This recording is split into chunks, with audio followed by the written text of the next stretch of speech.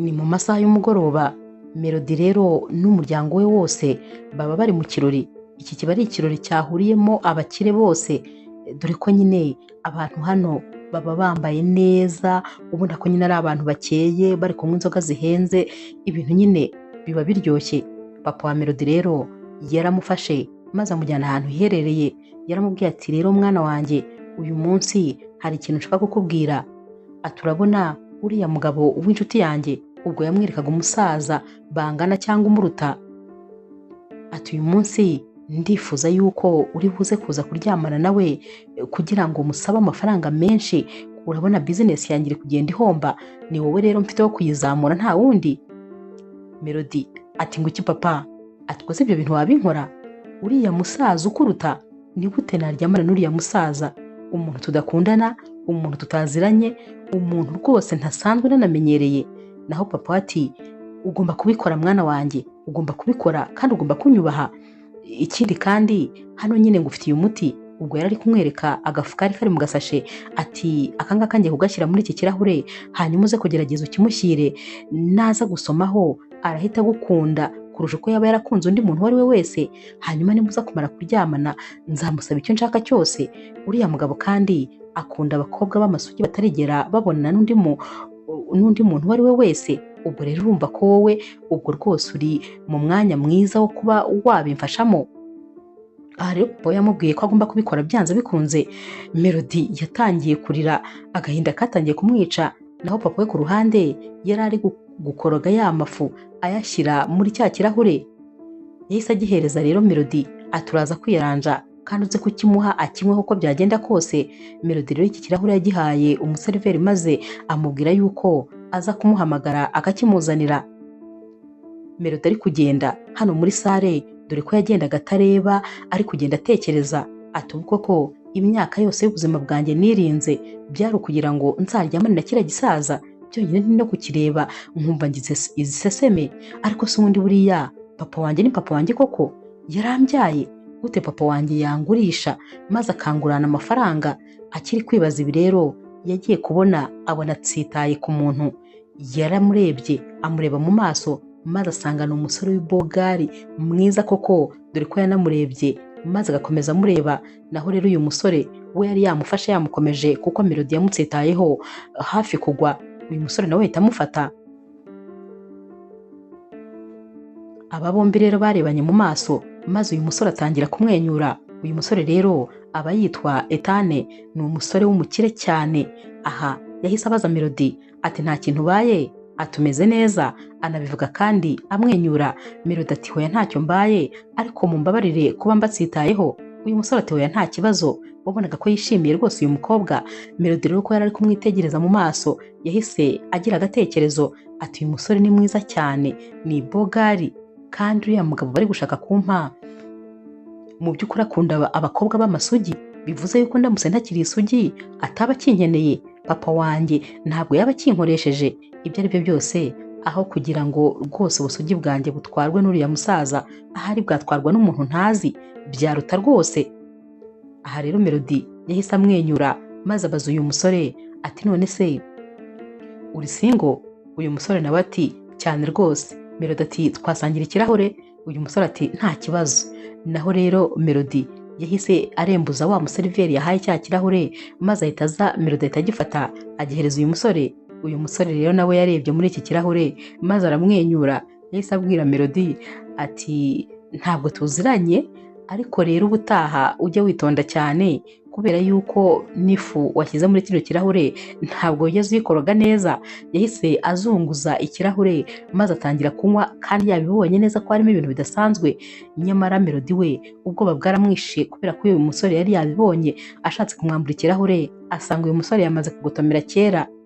Aba bombi rero bahise bisanga batangiye gusomanira hano. Sinzi ukuntu rero Melody yarebye ku ruhande maze ahita abona Agate. Uyu rero Agate ni umuvandimwe we, ariko badasangiye mama we, basangiye papa we gusa, ari kumwe n'umusore wahoze akundana na Melody. Melody rero aba bombi yarabitegereje, dore ko uyu musore yitwa Devu. Uyu rero yakundanaga na Melody cyane, ariko nyine uyu murumuna wa Melody aza kumutwara. Aha rero yarabitegereje maze Etani bari bari kumwe ahita amubwira ati none se ko mbona urangaye bigenze bite? Naho Melody ati nitegerezaga bariya abantu bari hariya, ati watekereza ko bariya bantu ari couple y'abahemu gusa? Ati uriya musore ureba hariya ni umu ex wanjye, naho uriya ureba bari kumwe ni murumuna wanjye dusangiye papa. Tekereza ko murumuna wanjye dusangiye papa yantwaye fiance, none bakaba bagenda rwose ubona bameze nkaho nta cyabaye. Aha rero Etane yarabarebye maze araseka ahita abwira uyu mukobwa ati humura rwose tuza bihorere ntiwongere no kubareba. Yahise anamukurura maze nyine bava hano bahita bikomereza bari kugenda bisomanira, dore ko bose bari bameze nkaho basinze. Noneho Etane we yari yananyweye ka kantu bari bamuhaye kari kugenda kamukoroga. Aba bombi rero bahise bagenda maze bajya kwa Etane. Ntumbaze rwose uko bagiye kuko nabo bagiye batazi iyo bari kujya. Aba bombi rero baragiye bakora gahunda maze birangira uyu mukobwa araye kwa Etane. Mu gitondo yarabyutse maze asanga yaraye ahantu atazi. Yitegereje uyu musore wari ukiri mu buriri maze ubwoba buramwica. Yarabyutse rero agira ngo agiye kugenda. Etane nawe aba yakangutse ati nizere ko utari kwicuza iby'ijoro rya raye ribaye. Naho uyu mukobwa ati ntabwo mbyicuza, nubwo nyine hari harimo n'inzoga ariko simbyicuza. Etane yahise amubwira ati ya couple wanyerekaga, uriya musore w'umuhemu wambwiraga, uriya buriya ndi onkle we. Naho rero Melody yitegereje uyu musore ati we ntabwo bishoboka, ntabwo naba nakoze ayo makosa, ntabwo naba nararanye na onkle wa ex wanjye, ibyo bintu ntabwo bishoboka. Atumbabarire kandi njye ntabwo nabikoze mbizi, ntabwo nabikoze mbishaka kubera yuko ntabwo nari nsanzwe nkuzi. Ahangaha Melody yahise ahaguruka maze agenda yiruka. Naho uyu musore ati hoya tegereza kubera ko ngomba kugutwara, ntabwo ugomba kugenda gutyo gusa. Yahise afata imodoka rero maze ahita amushyiramo aramutahana, gusa yamugejeje imbere y'iwabo ahita yikatira arigendera. Melody rero akinjira yasanze papa wamutegereje muri salo. Akimubona yahise amukubita urushyi rwiza ati mbwira ikirahure naguhaye wagihaye nde? Melody ati uwo nagihaye rwose ntabwo muzi. Naho rero papa we ati wa mukobwa we wigurisha gusa, urabona ngo urampombya, wafashe ikirahure nari naguhaye aho kugira ngo ujye kugiha umuntu nakubwiye kugiha ugiha umuntu utazi. Ubu se gute wahisemo guha ubusugi bwawe umuntu utari usanzwe uzi aho kubuha inshuti yanjye nibura yari igiye no gutabara business yanjye? Melody yahise amubwira ati papa wowe icyo wifuzaga nta kindi ni amafaranga gusa, ni ukungurisha. Hanyuma rero nahisemo n'ubundi kubuha uwo ntaze kurusha uko nabuha uriya musaza umbyaye. Papa we yamukubise inshyi nyinshi cyane, yari afite umujinya mwinshi maze ahita amubwira tuzi n'ikindi, guhera uyu munsi ntabwo ukiri umwana wanjye. Yaramusunitse amuta inyuma y'urugi maze ahita amubwira ati amakonti yawe yose ndayafunze, nta n'igiceri cy'icumi ugomba kuzongera kubona kubera ko wansuzuguye. Ugiye kubaho nk'inzererezi, ugiye kubaho uba ku muhanda, wari umenyereye kubaho neza, ariko guhera uyu munsi kuko nta mumaro ukimariye n'icyo nari ngiye kukumarisha warangije kucyangiza, ugiye kugenda maze ujye kwandagara ku mihanda. Aha rero Melody yari ari kurira amarira yari yose, ariko baza papa we impamvu atamukunda. Atari kuse papa ubundi koko warambyaye cyangwa ntabwo wambyaye? Papa we yaramwihoreye maze ayikubitiraho inzugi arigendera. Mu kanya gato rero Agathe yari atashye yambaye neza cyane, nawe kandi yari yaraye nyamara kwa Devu, ariko we nyine papa we ntabwo yamuvugaga kubera ko yari ikigirwamana hano mu rugo. Agathe rero yasanze Melody ari kwigaragura hasi, ubona nyine agahinda kamwishe, ibintu byamurenze, maze ahita amufata imisatsi amwirebesha mu maso ati niko se muko, ubu noneho uraba uwande, urerekera he? Nakubwiye ko nzagutwara buri kimwe cyose, nagutwaye fiance wawe, nagutwaye buri kimwe cyose, none dore ngiye kugutwara naho kuba usigare wangara ku muhanda udafite aho kujya. Ubu ngubu rwose uri umukobwa udafitiye n'ifaranga na rimwe, ndakeka ahubwo ugiye kwicara ku muhanda maze ugasabiriza. Gusa ndi kukureba rwose nkabona umbabaje, ubu se ugiye kujyaho utabeshye. Gusa ndifuza kuzabona ubuzima bwawe uko buzagenda mu minsi izaza. Ibi kandi Agathe yabivugaga ari nako asunika uyu mukobwa amukubita hasi. yiyinjiriye mu nzu rero maze Melody asigara hano amarira ari yose. Yatangiye gufata telefone maze atangira guhamagara ahantu hose agira ngo arebe nibura ko yabona akazi, kubera ko hano ntabwo yari afite aho kujya. Nibura yatekerezaga ko abonye ahantu yabona akazi byamworohera kuba yabona n'aho kuba niyo yazajya arara muri iyo biro yaba akoreramo. Yatangiye kwandikira amakampani menshi agiye atandukanye, ariko mu by'ukuri akabona ibisubizo bitangaje ko nyine nta mukozi bashaka ahandi, ndetse rwose ko batari kumubonamo umukozi bifuza. Ibi bintu kandi yari ari kubikora mu munsi umwe gusa kubera ko nta yandi mahitamo yari afite. Hashize icyumweru cyose rero ubuzima butoroshye, dore yuko Melody yari atarabona akazi. Hanyuma rero umunsi umwe yari yicaye n'ubundi ubona ibintu byose byamurenze, ari kwibaza ukuntu ahantu hose yadepoje nta hantu hamwe bashobora kumuha akazi. Yagiye kubona abona nyine telefone ye irasonnye, yaritabye maze bamubwira ko ari muri kampani imwe ikomeye y'ikoranabuhanga, ndetse rwose ko biyemeje kumuha akazi, ko bakibona CV ye babonye neza neza ihuye n'umukozi bari bakeneye. Aha rero yari agiye kuba nyine sekreteri w'umuyobozi w'iki kigo. Ahangaha acyumviye inkuru byaramurenze, kubera ko rwose yari inkuru itangaje ukuntu yari agiye kujya mu kazi bwa mbere, maze akaba agiye no gutangira ari sekreteri w'umuyobozi ukomeye. Aha yarabyishimiye maze rwose atangira kuzamura amashimwe ati Mana urakoze, kuko ibi bintu ntabwo nari mbyiteguye, gusa nanone nari ngeze ahabi kuko kano kazi nari ngakeneye cyane.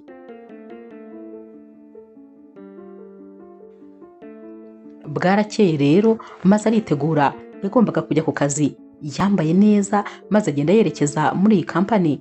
Yaragiye, akigera kuri reception yabwiye nyine umu receptioniste ko yaraje kubera ko bamuhamagaye, ariko yasanze buri muntu wese hano abizi ko hari umukozi mushya uri buze kuza. Yahise ahamagara rero umwe mu bakozi ba hano maze amubwira ko yamuyobora akamugeza mu biro bya bosi, kuko bosi yari yavuze ko amushaka mu biro bye. Aha rero baramujyanye bamwereka ibiro by'umuyobozi, maze baramubwira bati uraza kuba wicaye hano, umuyobozi ari mu nama, ariko yavuze ko nuza uri bumutegerereze hano ari buze ahagusange. Uyu mukobwa rero Melody yaragiye yicara muri ibi biro byari binini cyane cyane, birimo intebe nziza, birimo ibintu bigiye bitandukanye. Uyu mukobwa yari ari kwitegereza ahangaha, ari kuvuga ati ariko aha hantu ni heza cyane, ntabwo ndi kumva ko ngiye kuzajya mpora ninjira muri ibi biro, gusa ndumva mfite amatsiko yo kumenya umukoresha wanjye. Ndifuza kumenya niba atagira amahane, niba yumvikana, niba nyine ari umuntu mwiza. Ahangaha nyine ibibazo yari ari kwibaza byo rwose byari byinshi. Akiri kwibaza ibi ngibi rero yagiye kubonabona urugi rurafungutse. Akireba neza yahise abona uwinjiye nta wundi ari Etane wari winjiye.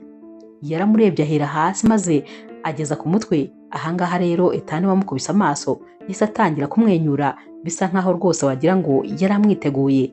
Etane yahise aza amusanga, naho Melody ati wowe se kandi uri hano? Ni wowe se muyobozi wa kino kigo bambwiye? Naho Etane ati cyane rwose, nta nubwo ari kuba umuyobozi wacyo gusa, ahubwo iki ni ikigo cyanjye. Naho rero Melody ubwoba bwaramwishe, atangira gusubira inyuma kuko Etane yari ari kugenda amusanga. Melody ati none se kandi uranshakaho iki? Etane ati hanyuma wampaye droge mu byo kunywa, urangije uragenda urazimira, uratekereza udakwiye igihano se?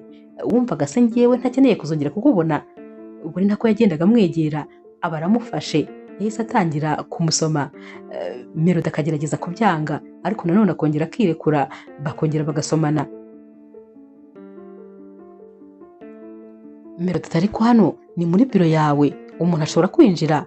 Etane ati hanyuma se nyine si muri biro yanjye, ni no muri business yanjye, nta muntu n'umwe ufite uburenganzira bwo kwinjira ntamuhaye karibu. Ubwo rero mfite uburenganzira bwo gukora icyo nshaka cyose. Urakeka uyu munsi uri buncike se? Ntabwo uncika, uranambwira impamvu wampaye ziriya droge, nkeneye kubimenya. Naho Melody wabonaga ubwoba bwamwishe, kubera ko ku nshuro ya mbere ntabwo yari yigeze amusobanurira impamvu yakoze biriya byose. Melody yahise amubaza ati none se wampaye akazi ubizi? Naho rero Etane ati yego, nagiye kubona mbona CV yawe rwose ingezeho mu buryo ntatekerezaga uri gusaba akazi. Ubwo rero nahise mpitamo kuguha akazi, ariko nanone atari uko njye nawe tuziranye, ahubwo kuko nabonye CV yawe ihuye neza n'umusekreteri nifuzaga, niyo mpamvu nyine nifuje kuguha akazi.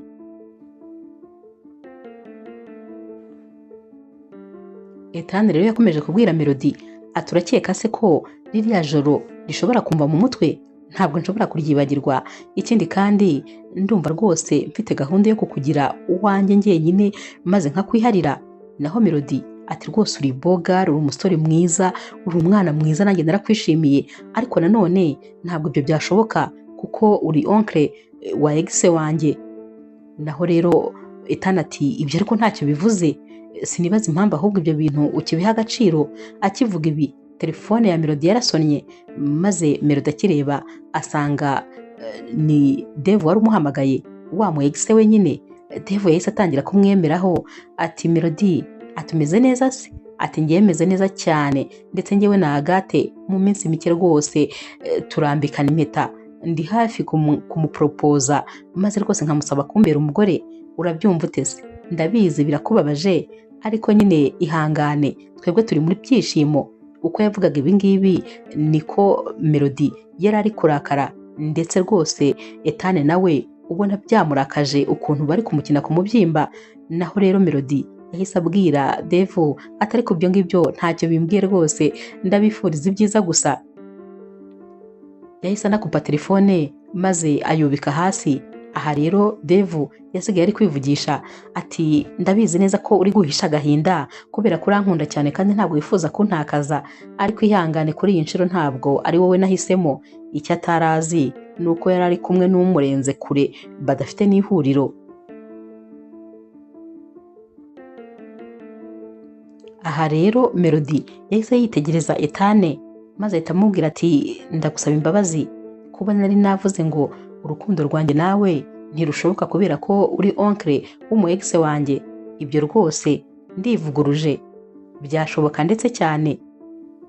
Ahangaha yari amaze kubona ko uwo yubaha ngo ni umu ex we watamwubaha habe na gatoya. Aha rero nawe yahise yivuguruza rwose, maze Ethan ahita amubwira ati ibyo bintu ndabikunze cyane, ariko nanone ntabwo biri bukureho igihano nagombaga kuguha. Melody ati igihano se kandi wari kumpa ni ikihe? Naho rero Ethan ati ni iki ngiki. Ubwo yabivugaga ari no kumusoma. Aba bombi rwose bari bibereye mu rukundo, ndetse bari bibereye mu byishimo ku buryo Dave atabikeka. Nyuma y'iminsi mike rero hari umugoroba umwe. Uyu mugoroba Dave ndetse na Agathe bagombaga kwambikana impeta ya fiancaye. Ahangaha byari ibirori bishyushye, dore ko nyine bari na famiye z'abakire, birumvikana byabaga byitabiriwe n'abantu badasanzwe. Aha rero Agathe yari yambaye neza cyane, Dave nawe byari uko. Naho rero mama wa Agathe ndetse na papa wabo bari bashyushye baje mu birori nyine. Uyu munsi rero Agathe yari ari kugenda abwira abantu bose ati ndakeka uyu mugoroba ari umugoroba udasanzwe, ndakeka kandi nambaye neza ndi gusa nk'umwamikazi. N'abantu bose nabo bati cyane rwose urarenze. Mu kanya gato rero ubwo nyine bari bari kuganira, ubwo ni umuryango wa Agathe ndetse nyine na Dave. Dave yagiye kubona abona oncle we araje, uwo ni Ethan nyine yari abonye akinjira. Dave yahise ababwira ati mumbabarire gatoya, hari umuntu ngomba gusuhuza. Yaragiye rero ahita amusuhuza, maze atangira kubwira umuryango wa Agathe ati uyu rero ni oncle wanjye yitwa Ethan. Uyu muryango wahise wishimira kumumenya, bati turakwishimiye, ikindi kandi ni amahirwe kuri twebwe kuba rwose uyu umusore Dave yarinjiye mu muryango wacu, twishimiye rero kumenyana nawe. Ahangaha Ethan yari ari kumwenyura, maze ahita abwira papa wa Agathe ati ni ukuri ufite umukobwa mwiza cyane. Akibivuga rero Agathe yatangiye kumwenyura azi ngo niwe bateye imitoma, naho papa wa Agathe nawe atangira kwishima, ariko nyamara ntabwo ari we yavugaga, kubera ko yari ari kwivugira Melody wari uri gutunguka mu muryango aza yambaye ikanzu nziza yasokoje, ameze neza cyane, yambaye agahotaro keza. Yari umukobwa ugaragara neza cyane, yari yambaye neza ahubwo kurusha n'uwo bari bwambike impeta. aha rero yari ari kugenda mu ngendo nziza, abantu bose ari we bari kwitegereza. Agathe agikubita amaso uyu mukobwa ndetse na Devu bose babaye nk'abijimye, n'ababyeyi ba Agathe kandi nabo nuko, kuko ntabwo bari biteguye kubona uyu mukobwa.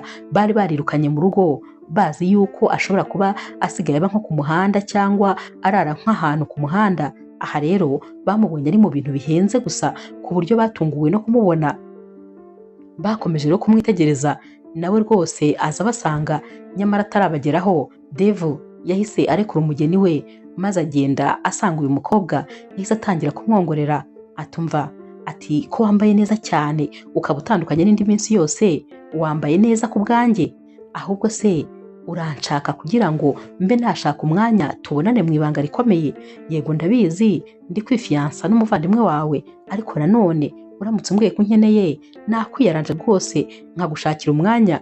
Aha Melody yarasetse ati ukanshakira umwanya? Atari kuri kurota. Ushobora kuba ufite umuriro mwinshi, uze kwisuzuma urebe kuko ushobora kuba uri kuvugishwa kubera umuriro wakurenze. Naho uyu musore ati hoya, ndabizi neza ko uba unkeneye, ndabizi ko unshaka, ubwo rero wambwira nta kibazo, naza kureba akanya maze nkaba nacika umuvandimwe wawe, ubundi njye nawe nkaza tukavugana.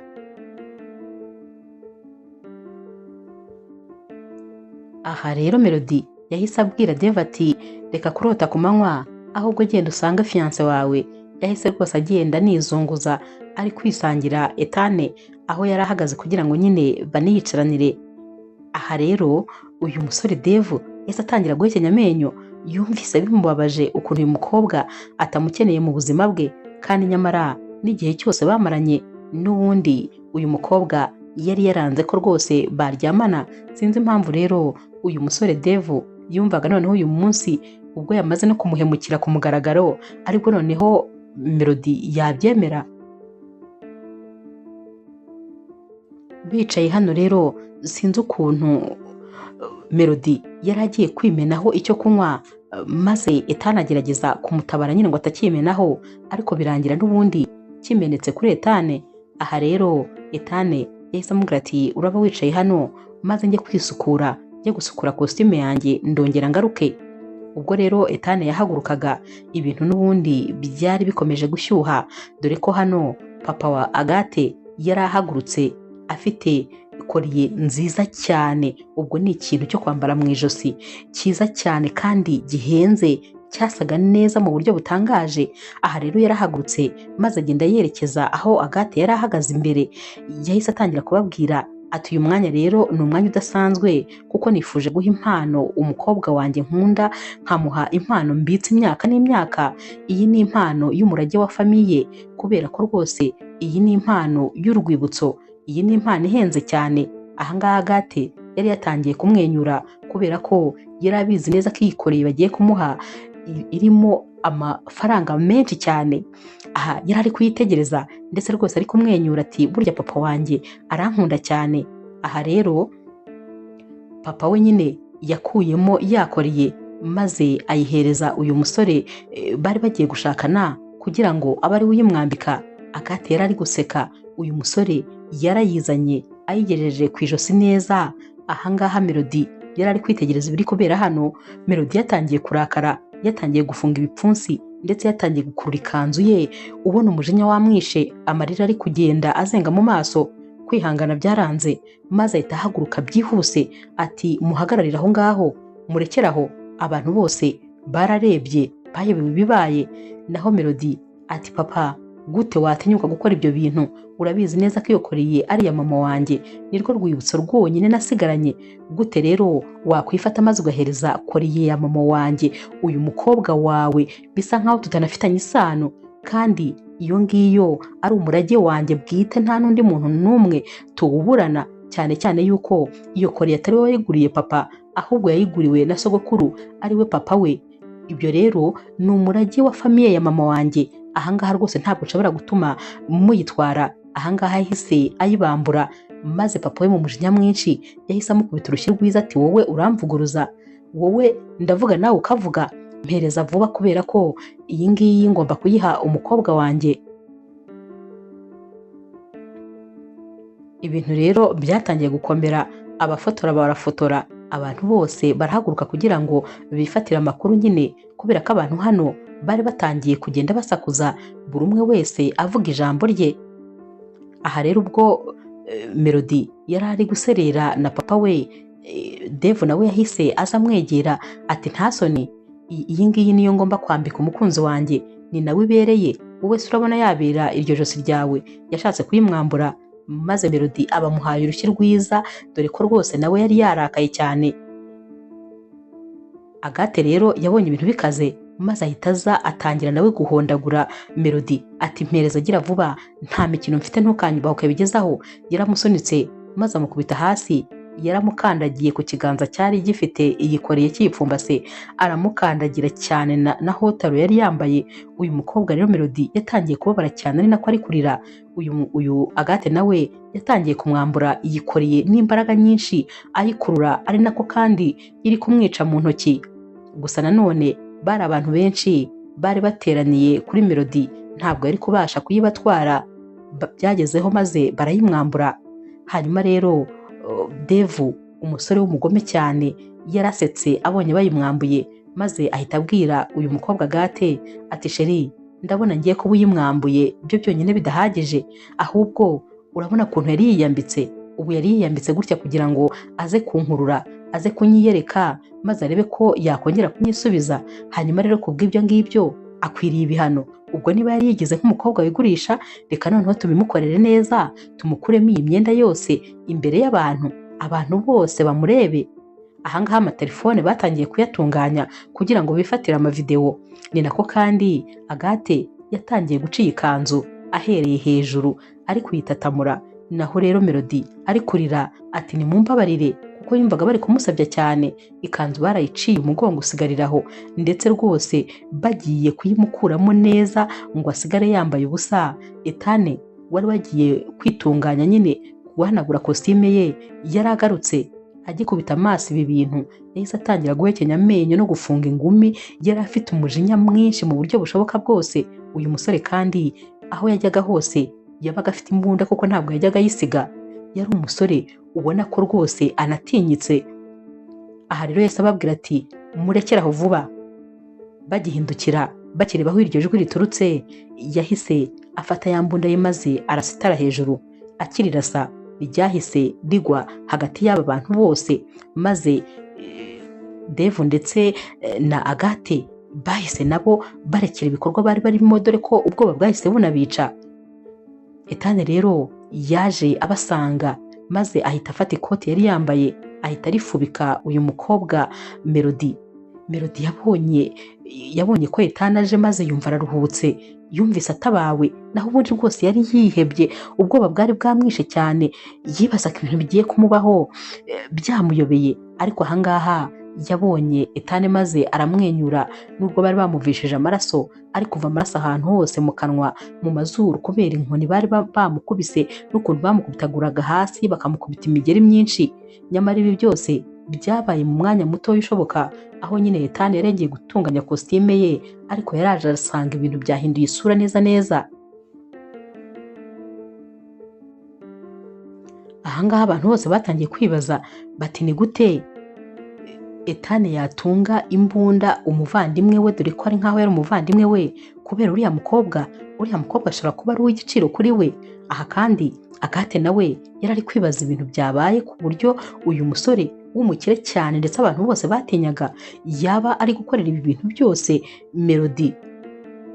Aha kandi uyu musore we ngo ni Dave yari ari kubwira nyine onkre we ati onkre, uwo mukobwa mwihorere, tekereza ko yiyambitse gutyo kugira ngo aze kunyigarurira, ari umunsi wanjye wa fiançaye, uzi ibintu byose yadukoreye. Akivuga ibi ngibi nanone Etane yahise afata imbunda yimutunga mu gahanga. Uyu mukobwa yahise aceceka kubera ko yumvaga nyine afite ubwoba bwinshi. Ubwo uwo nguwo ni Agathe nawe nyine wari uri kuvuga, ariko yabonye batunze imbunda. Dave ahita aceceka. Abonye rero bamukuye imbunda mu gahanga, yahise amubwira ati ariko ni ukuri Etane, uyu mukobwa ni umunyamafuti cyane, uzi yuko yashakaga gutwara koriye yanjye, papa wanjye yarampayemo impano, umurage wa famiye yacu, none tekereza ukuntu ari kwiriza. Hano rero Melody byaranze ko yihangana maze atangira gusakuza aterega ikibazo barabeshya kuko iyo koreye n'iyanjye ni iya mama wanjye ni umurage wa famiye yacu yo kwa mama none barashaka kuyimwambika kandi nta sano na rimwe dufitanye kuba dufitanye icyo dupfana kuri papa ntabwo bivuze ko umutungo wo kwa mama ugomba kumujyaho. Aha rero yari ari no kurira cyane. Etani yahise amufata maze amufata akaboko yahise abwira rero uyu mukobwa Agate ati mpereza agira vuba. Agate yarajijinganyije Melody ahita amurebeshaho yambunda. Agate n'ubwoba bwinshi yahise afata yakoriye maze ayihereza Etane. Etane nawe yahise ayifata maze ayishyira mu biganza bya Melody. Aha Melody yari ari guseka yari yishimye kubera ko yari yongeye kubona iyikoreye yongeye imugarukiye. Aha kandi Etane yahise amubaza ati noneho umeze neza nta kibazo ufite urishimye? Naho rero Melody ati ndishimye cyane kandi wakoze kuza kuntabara sinzi uko byari kugenda iyo utaza kuba waje. Etane rero yahise amuterura maze nyine amuteruye agiye kumusohokana yahise abwira abantu bose bari bari hano ati ndashaka kubabwira yuko nifuza ko buri wese asiba video yafashe ndetse n'amafoto. Nta video nta foto nshaka yafatiwe ahangaha izasohoka hanze kuko nihagira ubigerageza uretse no kuba abanyamategeko banjye bazamukurikirana nzakurikirana n'abantu bo mu muryango we. Ubwo rero niba mushaka amahoro mwese musibe. Ubwoba bwarabishe kuko bari babizi neza ko uyu musore afite ijambo ibyo ari kuvuga yanabikora. Bose batangiye gufata amatelefone maze batangira gusiba amavideo ndetse n'amafoto kuko bari bafite ubwoba bwinshi cyane bwo kuba bahangana n'uyu musore ubasha guhangana n'umwana abereye onkre. Bibazaga noneho biramutse ari umuntu bataziranye uko byagenda. Yahise yisohokera ahangaha ateruye Melody abantu bose babareba. Aha rero kandi bari gusohoka Devu yari ari kwibaza ati none se kandi onkre wanjye ibi bintu yabinkora se? Aba bantu se bashobora kuba bari kumwe? Yumvaga nyine ibi bintu bimutunguye ndetse rwose yaratangiye kugira n'umujinya mwinshi ari kwibaza ukuntu onkre we yaba ari kumwe n'umu ex we. Naho rero ku rundi ruhande Melody we yari ari kwibaza ati ubuse noneho Etane ntiyandakariye kuba nyine ntumye ibyaca bishyira ku mugaragaro gutya bitunguranye. Ikindi kandi mfite isoni kuba rwose yambonye ndi gusa kuriya bankubise banciriyeho imyenda. Iriya ni ishusho ntifuzaga ko yabona na rimwe mu buzima, ariko nanone nejejwe n'ukuntu yantabaye akahaba ku bwanjye ndetse rwose akaba proud ntampunge ndetse ntangendere no kure. Ndumva nishimye nanone kuba yantabaye, ariko ndibaza niba atabangamiwe n'ibintu bibereye hano. Uko yari ari kwibaza ibi rero Etane yahise nyine amushyira hasi dore ko bari bamaze gusohoka muri sale bageze imbere y'iyi nyubako, maze ahita amubwira ati ariko ndabona utakwiriye kugenda umeze gutya, ukwiriye kugenda ukajya nk'ahantu mu bwiherero maze ukitunganya ukihanagura ubundi nyine ukabona uko uri bugende. Aha rero kandi yahise amubwira ati ngiye kuzana imodoka ubundi nyine nze ngutware. Naho Melody atari ko si ngombwa kuzana imodoka kubera yuko nanjye nakwitahana, urakoze kuba untabaye maze ukankura muri bari abantu. Gusa nyine ahangaha Devu ntabwo yari yagumye ari muri sale kuko yari yasohotse ngo aze kureba ibiri kubera hano, nyamara ko yari ari kubitegereza yari ari kubibona neza ko aba bombi hashobora kuba harimo urukundo. Yarebaga ukuntu barebana n'ukuntu bari kuvugana maze akabona ntibisanzwe. Aha yari yarakaye ari kuvuga ati ibintu byose byabaye Melody uzabinyishyura uko byagenda kose, ugomba kubinyishyura. Melody rero yaragiye ajya kwitunganya. Naho nyine Etane we yagiye kuzana imodoka dore ko bari bamaze kuvugana ko bari buhurire ku muhanda maze agahita amutahana kubera ko imodoka yari agiye kuyizana mu igaraje aho bari bayijyanye. Nyine yumvaga atategereza ko bayimuzanira. Melody yaragiye aritunganya maze arangije arasohoka. Yahagaze ku muhanda imvura itangira kugwa, yabonaga nyine ibintu bitangiye kumera nabi maze akura telefone mu mufuka agiye guhamagara Etane. Yarahamagaye ati Etane uri hehe? Akimubwira gutya Etane agitangira kumuvugisha yagiye kumva yumva telefone ivuyeho.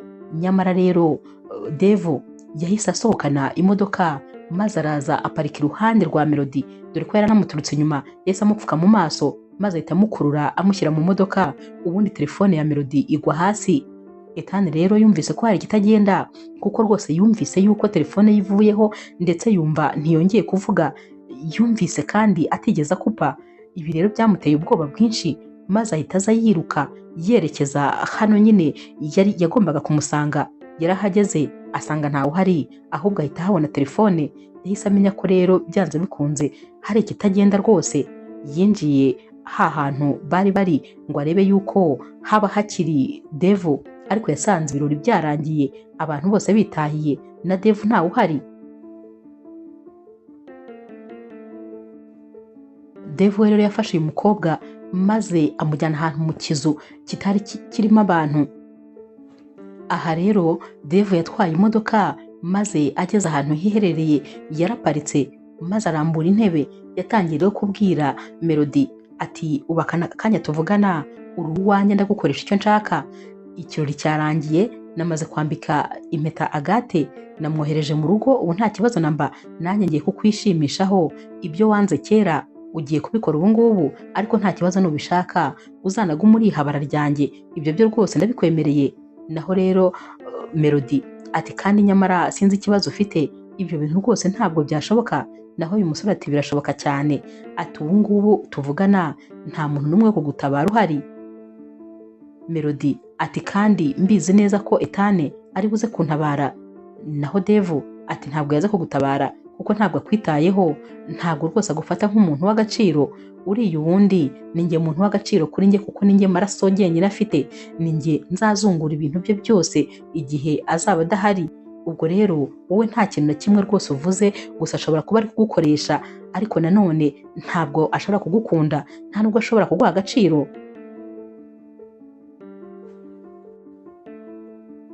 Naho rero Ethan we yarari guhamagara abasore bose basanzwe bamukorera, ati ndashaka ko mushakisha ahantu hose mu makaritsiye, ndashaka kumenya ahantu Melody yaba ari. Ikindi kandi ndabizi neza ko rwose ibi byose ari Devu ushaka kuba ubiri inyuma. Ndashaka kumenya aho Devu ari, ubwo ni naho kandi na Melody ari bo bari. Mu mwanya muto rwose bari bamaze kumenya ahantu imodoka ya Melody, imodoka ya Devu ihagaze. Ahangaha Ethan yahise agenda yihuta ariho yerekeza. Yasanze rwose imodoka iparitse, ariko nanone Devu amereye nabi cyane Melody, dore ko yarari hafi kumufata ku ngufu, yaratangiye kumuciraho imyenda.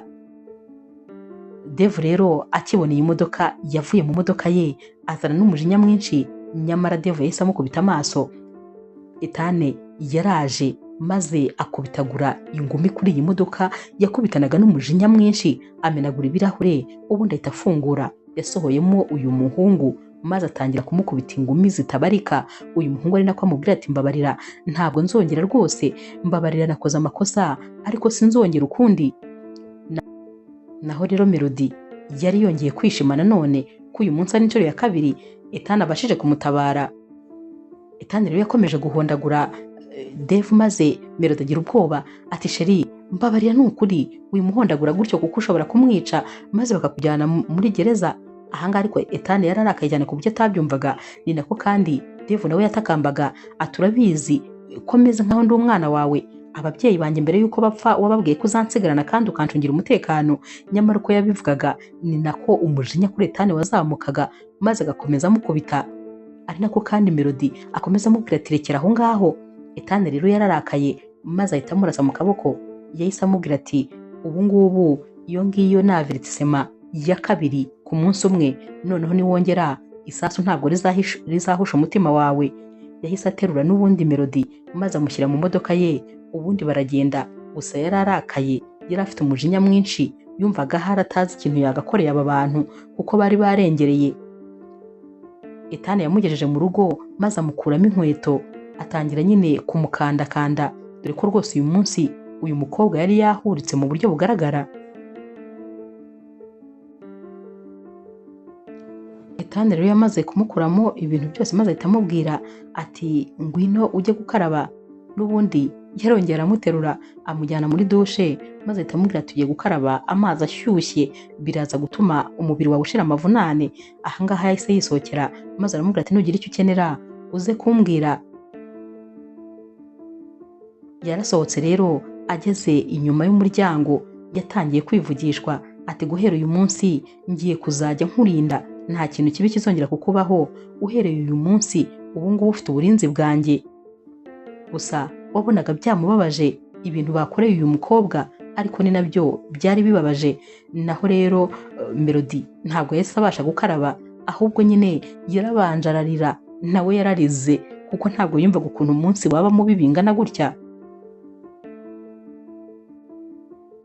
Ku rundi ruhande rero Dave we yahise ajya kureba Agathe, nyamara yamugezeho ameze nabi, yakubiswe amaraso yamurenze. Hanyuma rero Agathe akimukubita amaso yahise amubaza ati sheri byagenze bite? Ahangaha Dave ntabwo yari kuvuga uko byagenze, ntabwo yari kuvuga ko yashatse gufata ku ngufu Melody, ahubwo nyine yahise atangira kumubeshyera ati byose ni ukubera Melody, ati yaguriye ibirara maze biraza birankubita ngo kubera yuko namwanze maze ngakunda wowe, ati bankubise benda kunyica, ati hafi kunkuramo umwuka. Ahangaha Agathe yahise arakara ati niba rwose Melody ashaka ko duhangana buretse ndaje mpangane nawe, ikindi kandi ndaje ndabibwira papa wanjye, ibi ngibi rwose ni ugukabya. Icyo atarazi ni uko ibyo bari bari kumubwira byose bari bari kumubeshya. Ku wa mbere mu gitondo rero Melody yarakangutse maze asanga hakeye cyane, nyamara yarebye iruhande rwe abona Ethan aricaye ari kwisomera ikinyamakuru. Aha rero yahise amubwira ati sheri umeze neza? Ati naryamiriye cyane kandi uyu munsi wari umunsi w'akazi, ndakeka nakererewe. Naho Ethan ati ugomba kuryama ukaruhuka kubera ko iby'akazi rwose ntukwiriye kubyitaho, ibyo ngibyo nabyitayeho, ikindi kandi nta muntu uri bukwirukane nta n'uri bukuvuge kubera ko bosi muri kumwe hano. Humura rero ibyo rwose nabyitayeho, ahubwo ndifuza ko hari ikindi kintu uyu munsi wakora. Mfite inama yihutirwa, hari icyamunara nagombaga kujyamo, ubu ngubu ni nayo kataloge nari ndi kureba ibintu biri buze kugurishirizwa muri icyo cyamunara. Numvaga nshaka kwigirayo kwishimisha ndetse nawe tukajyana, ariko ntibinkundiye kuko mfite inama yihutirwa. Hanyuma ngiye kuguha iyi kataloge urebemo, urebe ko hari ikintu na kimwe wakundamo, ubundi uze kujyayo wishimishe wirangaze iby'akazi buretse kubitekereza rwose kuko urananiwe cyane mu mutwe. Aha rero Melody yakiriye ya kataloge, agitangira kureba inyuma yahise asanga amaherena yari agiye kujya muri iki cyamunara ari amaherena yayakoreye ye afite. Ahangaha umujinya wahise umwica maze atangira gufata iki gitabo ameze nk'aho rwose ari gushaka kugishifona ukuntu. Aha kandi Ethan yahise abibona ko hari ikitagenda, yahise amubaza ati Melody ubaye iki? Naho Melody ati tekereza yuko aya maherena ureba hano bagiye kujyana mu cyamunara ari aya yakoreye ya mama wanjye, ubundi ibi byose byari ibya mama wanjye. Amaze gupfa rero papa wanjye yarabifashe arabibika. Ndakeka ko rero kubera umujinya afite kubera ko nabashije kwisubiza iyikoriye ariyo mpamvu aya maherena bayashyize mu cyamunara kugira ngo bayagurishe. Aha rero yari arakaye cyane. Naho rero Ethan yahise akora mu mufuka maze akuramo ikarite, yasamubwira ati ikarite iriho amafaranga menshi ashoboka, ugende ukore uko ushoboye ku buryo aya maherena ari wowe uza kuyagura, ikindi kandi uze kureba neza muri iyo kataloge n'ibindi bintu byose uri bushaka muri kiriya cyamunara uze kubifata nta kibazo. Ahangaha rero Melody yarishimye cyane kuko nanone yari agize icyizere cy'uko ari buze kongera kwegukana aya maherena yari aya mama we. Ibi byari ibintu by'agaciro kandi uretse nyine no kuba byari bifite agaciro kuko nyine byari ibya mama we, ariko byari bifite n'agaciro kenshi cyane mu mafaranga.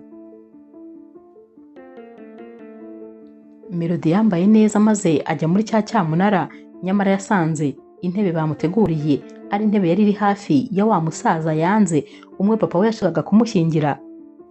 Naho rero Agathe we yari yicaye hirya ari kubareba rwose, ubona ko ameze nyine nk'ufite ikintu aziranyeho n'uyu musaza. Melody akimara kwicara bamuzaniye ikirahure, nyamara iki kirahure cyari kirimo ibintu bidasanzwe, dore ko nyine iki kirahure bari bamaze kugishyiramo ibintu biri buze kumusindisha bikamutesha umutwe. Akimara gusomaho kabiri gusa yahise atangira kumera ukuntu maze akajya ashikagurika, ukabona ko rwose ameze nk'umuntu urwaye. Uyu musaza yatangiye kumubaza atumeze neza. Melody yihagararaho, ariko ntabwo yari ameze neza habe na gato, dore ko yari ari kujya areba ibintu byose maze akabona biri kwizengurutsa. Nyamara icyamunara cyo cyari kiri hafi gutangira. ariko nta kintu na kimwe yari acyumva kuko wabonaga ameze nk'umuntu utangiye gutakaza controle. Wa musaza rero yatangiye kumubwira ati ndabibona ko utameze neza, haguruka nkujyane, mfite umuganga uri buhite ukwitaho ubundi uhite wongera ugaruke. Melody byasaga nkaho rwose atakiri kwitekerereza, uyu musaza yaramufashe maze aramuhagurukana, nyamara mbere yo kugenda yarabanje yicira ijisho Agathe, bishatse kuvuga yuko nk'ibintu byabo nyine byari bigiye mu buryo neza. Uyu musaza yamushyize mu modoka maze ahita amujyana ahantu. Aha rero yamujyanye yarahamugejeje maze ahita amubwira ati urakeka twaba tuje gukora iki? Ati ahangaha rwose niho ibintu byose bije kurangirira, aha tugiye kwishimisha maze bigere kure. Nyamara rero icyo batari bazi ni uko cya gihe uyu musaza ari gusohokana Melody ari nabwo Ethane nawe yari ageze hano, kubera ko yari yakoze inama byihuta cyane kugira ngo aze gusanga Melody hano maze baze gufatanya muri kino cyamunara. Aha rero yagiye kubonabona uyu musaza ari kwinjiza Melody mu modoka, ari nako kandi batwara imodoka bihuta. Nawe rero yabagiye inyuma kuko yifuzaga kumenya aho amujyanye. Yarabibonaga ko rwose uko byagenda kose harimo ikintu kidasobanutse. Uyu musaza rero akimara nyine kwinjiza Melody mu cyumba yari yamwinjijemo, yatangiye nyine gufata ceinture maze aramuzirika amaboko. Aha yari ari kumubwira ati ntabwo uri buncike. Nyamara igihe rwose yari agiye gutangira kumukuramo imyenda, yagiye kubona maze abona Ethane arinjiye. Akimukubita amaso ubwoba bwaramwishe. Ethane yari azwi ko nta mikino agira, nta muntu n'umwe wabaga ashaka kugirana ibibazo nawe. Aha rero uyu musaza yatangiye gutakamba asaba imbabazi, naho Ethane ati wari ugiye kuzirikisha umugore wanjye iyi ceinture? Ubwo nta kibazo, reka noneho nkorohereze. Ubu ngubu ibyo wari ugiye kumukorera ni njye ngiye kubigukorera. Yatangiye kumukubita ndetse ya ceinture yari yazirikishije Melody ni nayo yatangiye kumukubita. Uyu musaza yasabye imbabazi ariko bibi by'ubusa kuko Ethane yahise abwira abasore babaga bamuherekeje ati nimumufate mumujyane mumwiteho, ariko nanone ntimutume ashyiramo umwuka, ariko ndashaka ko mumukosora bishoboka byose. Gusa nanone uyu musaza mbere yuko agenda yabwiye Ethane ati ntabwo byari igitekerezo cyanjye, ni igitekerezo cya papa wa Melody. Yambwiye ngo nimujyane ngo maze nishimishe uko nshaka, kubera ko yifuzaga yuko namutera inkunga kugira ngo nyine business ye yongere kugenda neza. Ahangaha kubera uko Ethane yari arakaye, yahise amubwira ati ndashaka yuko ukora uko ushoboye kose maze buri mugabane wawe wose ufite muri kampani iyo ari yo yose ukawukuramo. Ikindi kandi ndashaka ko ibintu byawe byose ubishyira ku mazina ya murumuna wawe niba udashaka kubihomba byose. Ibyo byose kandi urabikora mu masaha make ashoboka. Ikindi kandi ndashaka ko ubwira murumuna wawe maze akajya guhakanira bariya ababyeyi, akababwira ko nta business n'imwe yifuza gukorana nabo. Wowe ntabwo ngushaka muri kino gihugu niba ari nuko bimeze. Ahangaha nyine Ethane yari yarakaye, ndetse uyu musaza yabonaga yuko arebye nabi yahaburira ubuzima. Yakoze buri kimwe cyose nk'uko yari amaze kukibwirizwa. Hanyuma rero ku rundi ruhande iwabo wa Agathe bo rwose bari bategereje ko uyu musaza ari buze kugaruka abaha inkuru nziza ko yabashije kwishimishanya na Melody, ubundi nyine agahita abaha amafaranga, dore ko amakontara yo bari banayafite biteguye ko naza kuza avuye kwishimisha nyine ari buhita basinyira, kubera ko bumvaga ari buze kuba afite ibyishimo byinshi. Nyamara igihe bari bategereje bari no kuvuga bati ahubwo ubanza noneho ibintu byakaze, kubera yuko yaharaye ijoro ryose. Bishatse kuvuga ko ibyishimo byakomeje. Bagiye kubona babona umusore ukiri mutoya wambaye kositime aje kubareba. Aha rero yababwiye yuko ari umuvandimwe wa musaza nyine, ko yari aje kubareba hano. Batangiye kwisetsa bati turatekereza ibyishimo byamurenze, turatekereza ko ibintu byose byagenze neza. Hanyuma rero ubwo wasinya noneho iyi kontra niba uri mu mwanya we? Nawe ati njyewe ntabwo nayisinya kuko njye ntabwo niteguye gukorana business n'abantu batagira ubwenge nkamwe. Business zanjye ni izanjye, ikindi kandi nta business nzigera ngirana namwe ukundi. Ntabwo nshaka no kuzongera kumva babavuga kuko mwebwe muri abantu babahemu cyane. Ahangaha yahise yisohokera maze ababwira ko yaraje kubabwira ko batazirirwa bigora batekereza ko we ashobora gukorana ama business nabo. Aha rero basigaye baririra mu myotsi, dore ko nyine bari babuze buri kimwe cyose. ibyo bari bakoze byose byari byanze, umujinya warabishe, ariko nanone ntacyo gukora bari bafite. Ku rundi ruhande rero Melody yari ari kumwe na Ethan ari kumubwira ati ndagukunda cyane, sinzi niba narigeze mbona umwanya wo kubikubwira neza ntuje, gusa ndagukunda kandi ndifuza ko waba uwanjye njyenyine, ndetse rwose nifuza ko twazagera kure, ntabwo nifuza ko ibyacu byazarangirira hano. Ubwo rero mfite inshingano zo kukurinda, umbabarire kuba ibyabaye byose byarabaga ntahari, bishatse kuvuga ko ari amakosa yanjye, nabaga narangaye. Gusa nanone guhera uyu munsi ngiye gukora ibishoboka byose mbe hafi yawe, nzakurinda, nta kintu na kimwe kibi kizongera kukubaho ukundi. Aha rwose Melody nawe yari ari kwemeranya n'umutima we ko ari mu maboko meza, ndetse ari kumwe n'uwo bakabaye bari kumwe. Aha rero ku rundi ruhande Dave yaje iwabo wa Agathe, yari yarakaye cyane kubera ko nyine ibintu byose bari bapanze nta kintu na kimwe cyari kiri gucamo neza. Aha yaje n'umujinya mwinshi, ari gutuka ababyeyi ba Agathe ati mwebwe murimbura mumaro, ni gute ibintu nka biriya byabananira? Nyamara rwose Agathe ntabwo yabashije kubyihanganira, yahise amubwira ati n'ikindi gihe ntugatuke ababyeyi banjye. Ibyo kandi yabivugaga biri kujyana n'urushyi. Ahangaha uyu muhungu nawe yahise amukubita urundi rushyi, atumva nkubwire ntukamenyere wowe, mwese murimbura mumaro, umuryango wanyu wose nta kintu kizima na kimwe muzi gukora, none urifata ukambwira ngo njyewe ngo sinkubahuka ababyeyi bawe? Buriya se wariyubashye? Ntabwo rwose mfite inshingano zo kububaha. Ikindi kandi niba byabananiye kugira icyo mukora, njyewe njyenyine nzabasha kwihorera kuri Melody, ndi njyenyine nta bufasha bwanyu burimo. Ikindi kandi niba rwose ushaka nawe gusanga uriya musore w'umukire, ndabizi neza ko iyo uri kureba Ethan nawe uba wumva umushaka, nawe uzagenda umusange, ndabizi ko umushaka, ndabizi ko kandi njyewe wansanze kubera ko watekerezaga ko nyine ndenze mfite amafaranga, ukaba ushaka kunyambura mukuru wawe, ndabizi ko nta kindi cyatumye unsanga. Naho rero Agathe n'umujinya mwinshi ati wabimenye rwose, ubundi nyine Ethan arakuruta inshuro nyinshi, ni bogari, ni umunyabwenge kandi afite n'amafaranga menshi, ntaho muhuriye habe na gatoya. Uyu rero Dave wari umaze kurakara yahise amubwira ati sawa, nanjye reka njye gukora ibyanjye, igihe nzaba maze kuzungura Ethan mfite amafaranga yose ye ari njye nyibitseho, sinzabone uri kuza upfukamye unsaba imbabazi, kuko sinzaba nkigukeneye, n'ubundi muri umuryango w'abantu badatekereza gusa. Ubwo yabivugaga mu yandi magambo akakaye ntabasha rwose gusubiramo. Gusa aha yari yarakaye, ni nako kandi ababyeyi ba Agathe nabo bari babuze icyo kuvuga, kubera ko bari bumiwe, imigambi yose bari bafite yari yamaze kubashirana kandi nta kintu na kimwe bagezeho. Nyuma y'iminsi rero urukundo rushyushye hagati ya Ethan ndetse na Melody, ndetse n'imipangu mibisha ikomeje nyine iwabo wa Melody. Ahangaha Ethan yabwiye Melody ko yifuza kumusohokana. Aha barasohotse maze bajya muri hoteli ihenze cyane.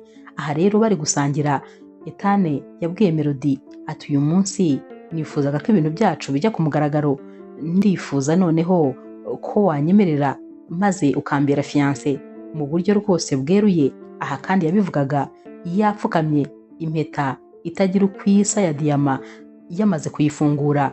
Uyu mukobwa agikubita amaso impeta yahise yifata ku munwa, dore ko rwose yari yaratunguwe cyane, ntabwo ibi bintu yari abyiteze.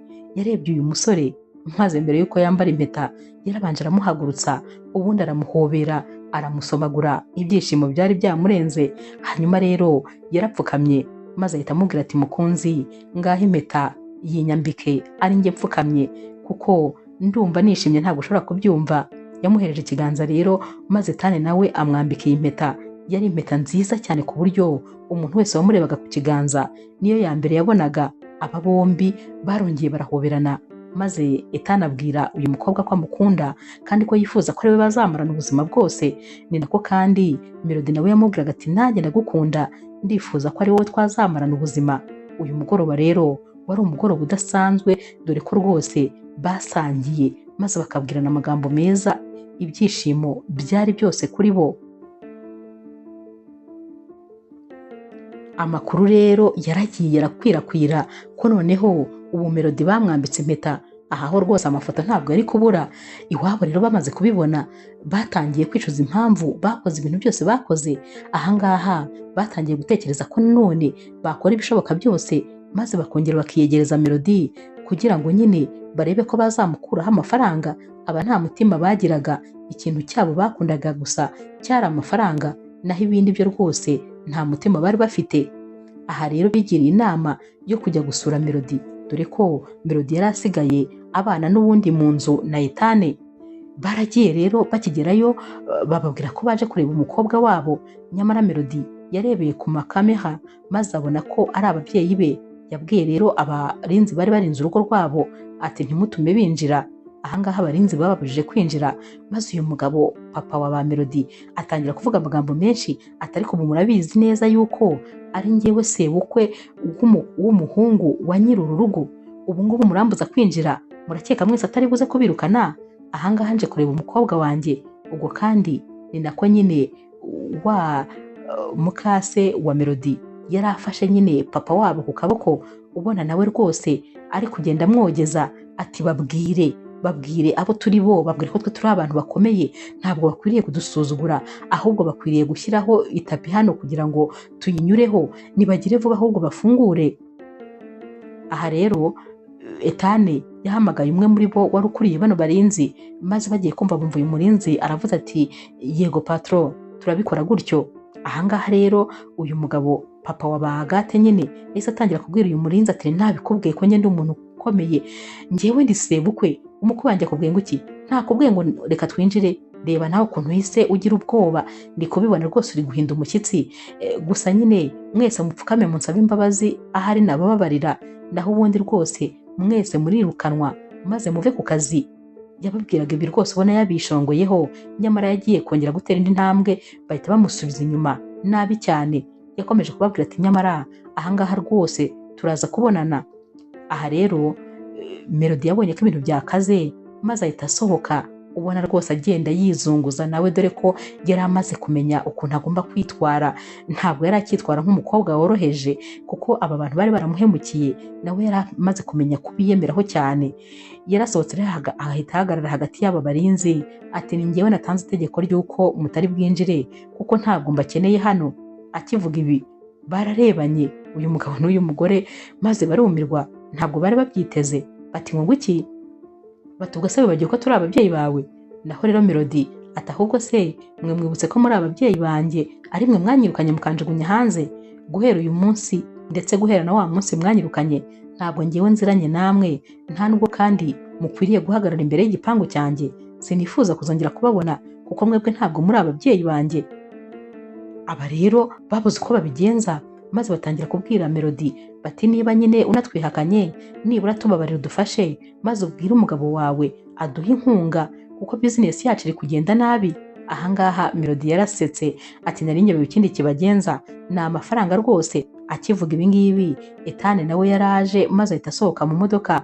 Aba rero batangiye kumutakambira bati tubabarire, nibura dutere inkunga maze rwose business yacu yongere izamuke. Aha Etane yahise ababwira ati ahubwo nari mbazaniye amakuru meza, nuko mbona wagira ngo ntabwo mushishikajwe no kuyumva. Papa wa Melody yatangiye kwisetsa ati ndakeka rwose ugiye kumbwira yuko ugiye kudutera inkunga. Yatangiye kwisetsa. Naho Etane ati nari ngiye kukubwira yuko imitungo yanyu yose yasubiye mu maboko ya nyirayo, kubera ko itari yanyu. Iyi mitungo yose ni iyo mama wa Melody yarazwe na sekuru, byose rero byasubiye kuri nyirayo, kuri nyirabyo. Ikindi kandi icyo mwitaga icyanyu cyose, icyari kiri ku mazina yanyu, cyose cyamaze guhomba, ntacyo kikivuze. Ndetse banki ubu tuvugana ziri guteza icyamunara ibintu byanyu bigiye bitandukanye. Ubu rwose nta kintu namba musigayeho, kubera yuko muri abantu babi, nta n'ikiza kandi mukwiriye. Ahangaha papa wa Melody ntabwo yabyumvaga, noneho wahise ubona abuze aho areba, abura icyo avuga, ubona ibintu byose biramucanze. Yatangiye ahamagara nyine abantu bari bagiye bakuriye amabizinesi ye, ariko bakamubwira ko ubu ngubu bamaze rwose guhindura n'amazina y'aya makampani, ndetse ibindi bintu byose banki iri kubiteza cyamunara muri kano kanya. Ibintu byose byabaye mu mwanya nk'uwo guhumbya. Ahangaha papa wa Melody yataye umutwe maze ava ahangaha ari kwiruka n'umugore we biruka bameze nk'abatabaye, dore ko batari bazi n'aho bari kwerekeza. Ibintu byose byari byabivangiyeho. Ahangaha rero Melody yahise ahobera umugabo we maze aramubwira turakoze cyane, buri gihe cyose uba uhari ku bwanjye. Naho rero umugabo we yahise amuhereza amadosiye atakira, izi ni impapuro zose zemeza ko iyi mitungo ari imitungo yawe kandi iri ku mazina yawe. Burya warabimbwiye umbwira ukuntu ibintu byose byagenze n'ukuntu bakwirukanye nabi kandi nyamara basigaye mu mitungo yawe. Byarambabaje, nahise nshaka abavoka nzi bakomeye maze batangira kwiruka kuri ibyo bintu. Uyu munsi rero byose byatunganye. Ahangaha Melody yaramuhobereye maze atangira kumusomagura. Yaramubwiye ati mu buzima wifuza ko nazaguha iyihe mpano? Naho rero Etane ati impano nshaka ntabwo igoye kuko ndifuza urukundo rwawe, ndifuza ko uzankunda ubuziraherezo. Aha rero Melody yahise amubwira ati ibyo si ibyo nsaba kuko n'ubundi nsanzwe ngukunda kandi uri ndasimburwa mu buzima bwanjye. Urukundo rwanjye urarwihariye, nzagukunda kugeza umunsi nzaviramo umwuka, nzaba nkigukunda. Aba bombi barongeye barahoberana, byari ibyishimo rero. Etane yahise abwira Melody ati mfite akawayini gashaje kamaze imyaka myinshi hariya, ndumva nifuza ko twajya guserebura. Bahise bajya mu nzu iwabo maze baserebura uwa babiri. Gusa ibyishimo byari byose hano. Ku rundi ruhande ariko Dave ntabwo yari yicaye habe na gatoya. Noneho ubu ngubu icyo yashakaga cyari ugukura mu nzira onkle we kugira ngo imitungo ye yose ayisigarane. Aha rero umunsi umwe nyine yaragiye ajya mu igaraje aho Etane yakundaga kujyana imodoka ye kugira ngo bayitunganye, kubera ko imodoka ye kenshi cyane yabaga iri mu igaraje kugira ngo barebe ko nta kibazo namba ifite. Yarebye rero umusore wakundaga kuyitaho maze amuha amafaranga menshi. Yamusabye rero ko ari buyikate amafre ku buryo igihe bari buze kujya muri iyi modoka bakayitwara, iyi modoka rwose itazahagarara, izabakoresha agisida ikomeye cyane.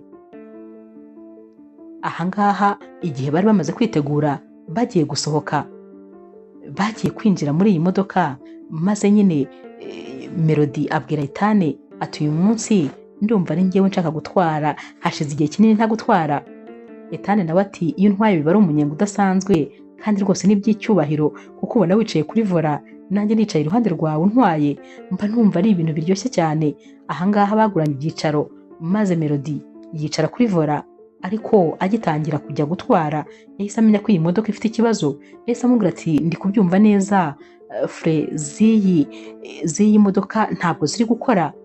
Etane rero wakoraga vuba cyane yahise ahaguruka maze atangira gusuzuma iyi modoka yose. Yahise asanga rero bazikase ku buryo iyi modoka baramutse bayitwaye yakora agisida ikomeye. Aha yahise abwira Melody ati biragaragara ko hari umuntu wakase fre z'iyi modoka. Ibyo ari byo byose hari umuntu twifuriza urupfu kandi nta wundi, namaze kumumenya rwose, nta wundi utari Dave. Ahangaha rero Etane yahise ahamagara undi musore yizeraga cyane maze ahita amubwira ko amuzanira indi modoka isa na ya yindi neza neza, ariko akayizana mu ibanga rikomeye. Ahangaha bamuzaniye nyine imodoka ye maze ahita ayitwara. Noneho baragenda, gusa yashakaga kwemeza wa musore ko yapfuye kugira ngo amenye ibye neza. Baragiye rero ya modoka bayiparika ahantu maze nyine batangira kubwira abanyamakuru ngo bandike yuko habaye agisida ndetse ko uyu musore yapfuye bya nyabyo. Ahangaha inkuru rwose umunyamakuru nawe yarayanditse, dore ko byari ibintu nyine rwose bimeze nko kubipa, byari ibintu yakoze yihuta cyane cyane ko byari birimo n'amafaranga. Ya modoka bayerekanye imeze nk'iyakoze agisida burundu yanashwanyutse, maze nyine bavuga yuko umusore wari uyirimo yitabye Imana, naho umukobwa we ari kwa muganga arembye. Ubwo bavugaga Melody ko ari kwa muganga arembye, naho nyine Etane we yamaze gushiramo umwuka. Ahangaha rero bari bari kubireba bose bari kumwe, ubwo ndavuga umuryango wose wa Melody ndetse na Dave yari yagiye kubareba nyine biteguye inkuru iri buze kuvugwa. Aha bari kubireba Dave yatangiye gusakuza ati mbaye umunyamafaranga karabaye, mbaye umumiliyarderi, amafaranga mfite ni menshi cyane, ubu ngubu rwose mbaye umukire. Ahangaha rero yari ari kuvuga nyine ngo abaye umukire, bari kumwogeza bati natwe rwose ubu ngubu tuzabikiriramo. Aha kandi bahise bigira inama yo kujya kwa muganga kugira ngo bajye kureba neza yuko uyu musore yamaze kuvamo umwuka. Baragiye rero bajya kwa muganga, barinjiye basanga Melody ari kurira ndetse ari kubwira amagambo asa nk'aho ari amagambo ya nyuma ari kuyabwira Etane. Deva akihagera yahise yorosora Etane maze atangira guseka ati koko se nawe wapfa? Yatangiye rero kubwira uyu mukobwa ati ndabona umbabaje, ati ariko nanone ntabwo umbabaje cyane kubera ko nubishaka nawe nzagusigarana. Nyamara ibi byose yabivugaga wagira ngo yibagiwe ko ari kumwe na fiancé we wa mukobwa nyine. Ahangaha Agathe yari agiye gusara, ababyeyi be bahita bamwongorera bati tuza, kubera ko ubu afite amafaranga menshi kandi dukeneye igice cy'amafaranga afite yose.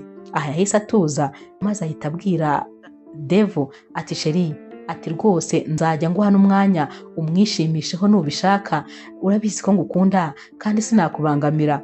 Uyu musore rero nawe rwose wabonaga ko noneho nta n'icyo ari guhisha, kwa kundi yajyaga yibetana Melody akamubwira ibyo ashaka byose, noneho ubu yari ari kubivugira imbere ya fiancé we kuko yumvaga noneho afite uruvugiro.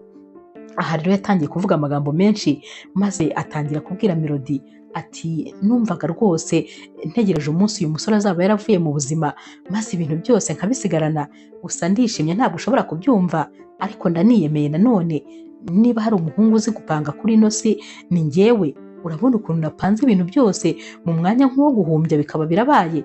Naho rero Melody yahise amubaza ati kuri kuvuga ibyo byose nkaho wagira ngo ibintu byose byabaye wari ubifitemo uruhare, wagira ngo ni wowe wishe onkle wawe. Naho uyu musore ati nkunze kugize ubwenge kuva wavuka kuko muri ntiwajya gutekereza cyane, rwose ni njyewe kuko ninjye naciye amafre y'imodoka yanyu, nahaye amafaranga umusore wo ku igaraje, byari byoroshye cyane maze arayaca, nta muntu n'umwe wigeze abimenya. Numvaga nifuza kubona urupfu rw'uyu musore, numvaga nifuza kubona Etane atakiri mu buzima, amafaranga yose nkayasigarana. Ubu tuvugana ndi umukire, ukwiriye gupfukama maze ukansaba imbabazi. Yahise amufata mu ijosi maze agiye kumusoma ku ngufu. Ntumbaze ukuntu byagenze, Etane yahise akanura kuko n'ubundi ntabwo yari yapfuye, yari yipfishije, yagira ngo nyine yumve ibibavamo, dore ko n'umuryango wose wa Melody wari wishimye, bose ubona bari kubyina babyishimiye ko yapfuye, bari kwishima hejuru ya Melody. Yahise afata ya mbunda yari afite maze ahita arasa mu kaboko Etane. Etane yahise afata imbunda yari afite aha mu buriri nyine yari aryamye, maze ahita yongera arasa mu kaboko nanone Devu. Aha Devu yahise yikanga, bose bahise bikanga maze barahindukira, basanze Etane yicaye. Bose barumiwe bati none se uyu ni umuzimu cyangwa? Yahise abyuka ku buriri maze arahagarara, bahise batangira kumubaza bati ntabwo wapfuye? Nawe atabagomba gupfa, ni mwebwe kuko ngiyewe ndi muzima, nagira ngo numve ibyo muri buvuge kuko n'impanuka ntabwo yigeze iba. Mwatekerezaga ko mwandushije ubwenge se? Ibyo byose twabibonye mbere y'uko biba. Turashaka kubabwira ko natwe icyo mwabonye nka agisida ari twebwe twishyuye amafaranga kugira ngo bakibabwire. Twifuzaga ko bababwira icyo mushaka kumva. Ahangaha rero ibintu byarakomeye, dore ko noneho na polisi yahise yinjira. Etane yari yamaze kuyihamagara kare, hanyuma rero abapolisi bakinjira, uyu musore Devu yabonye ko ibintu byose byamurangiranye maze ahita akurura Melody mu mwanya nk'uwo guhumbya, rwose ntabwo wamenye ko byagenze. Ubundi ahita amufatira icyuma ku ijosi. Yahise rero atangira kubwira Etane ati nihagira umuntu n'umunyeganyega ndahita mukata ijosi. Ni nako kandi yari yatangiye kumunyuzaho icyuma ku buryo uturaso twari twatangiye kuza. Ubwoba Etane bwaramwishe maze Devu aramubwira ati bwira aba bapolisi bose barambika imbunda hasi. Kubera ukuntu Etane yakundaga Melody kurusha ibintu byose, yahise arambika imbunda ye hasi ndetse abwira n'abapolisi ati mwese murambike imbunda hasi mukore ibyo ababwiye. Bazirambitse hasi maze uyu musore atangira kumuseka ati wari uzi ko rero uri umuntu urenze? Ati ndashaka kano kanya tuvugana kuma miliyoni 200 z'amadolari ukantegurira ubwato bw'umwihariko maze nkagenda kandi n'umugore wawe ndamujyana. Ikindi kandi nureba nabi ndasiga nkwishe, nugira ikosa na ritoya ukora urabona ibiri bukubeho. Uyu rero musore Ethan yahise abwira Devo ati ntugire ikintu na kimwe ukora ku mukunzi wanjye, rwose ibyo uvuze byose ndaje mbitegure mu mwanya nk'uwo guhumbya. Nyamara umupolisi umwe muri aba ngaba sinzi ukuntu yacunze uyu musore arangaye ari kubwira Ethan, maze imbunda bayizamuje akaguru yahise ayifata mu mwanya nk'uwo guhumbya, yahise arasa nta kintu kimwe yitayeho, maze isasu rihita rifata Devu mu gahanga. Ahangaha Devu yahise agwa hasi, maze rwose ibyo biba birarangiye. Naho rero papa wa Melody we yari ari gusaba imbabazi ati mbabarira ngiyewe ndisobukwe, ndakwinginze umbabarire rwose ntunyice. Umuryango wose wari uri hano, yaba Agathe yaba mama we, bose bari bateraniye hano ngo bari baje kugabana amafaranga kuko bari bazi ko nyine Ethan yapfuye. Ahangaha Ethan yahise abwira polisi ati nimubafata abo bose maze mugende mubafunge, ubu utazigera mubarekura kuko sinifuza kuzongera kumenya inkuru zabo ukundi. Naho rero Melody wumvaga asimbutse urupfu kuko yari azi ko yari agiye nko gupfa, amaraso yari yatangiye gushoka mu ijosi kubera ukuntu uyu musore Devo yari ari kumukata. Yahise agenda aramuhobera maze aramubwira ati ntakubeshye natekerezaga ko mpfuye, nabonaga ndi mu minota yanjye ya nyuma. Naho rero Ethan ati hoya ntabwo wapfa igihe cyose tukiri kumwe, ikindi kandi ndakeka ibibazo byose birangiye nta bindi bibazo na bimwe bizongera kukubaho. Aba barahoberanye maze ibyishimo biba byose kubera ko nyine bari bamaze kumera nk'aho ibibi byose babitsinze, abanzi babo bari batsinzwe.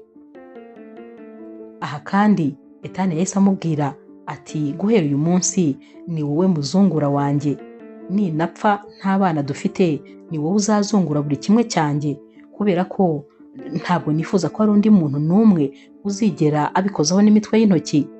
Ahangaha rero Melody yaramubwiye ati hoya ndifuza ko ibi byose bizaba turi kumwe ndetse ibyiza byose tuzabisangira, ntabwo nifuza kuzasigarana ikintu na kimwe igihe cyose uzaba udahari, kubera ko niba hari ikintu cy'agaciro mfite mu buzima ni wowe, n'ubu udahari rero nta n'ikindi kintu na kimwe naba mfite. Aba rero barongeye barahoberana maze Ethan yongera kwibutsa uyu mukobwa ukuntu amukunda kurusha byose, ndetse na Melody yongera kwibutsa Ethan ukuntu nawe amukunda, ndetse bose batangira kuganira bibukiranya ukuntu bahuye, maze birabasaza cyane kuko bari bari kuvuga bati burya iryo ry'umuntu ntaho rijya, kandi ikizaba icyawe nta muntu n'umwe wakikwambura.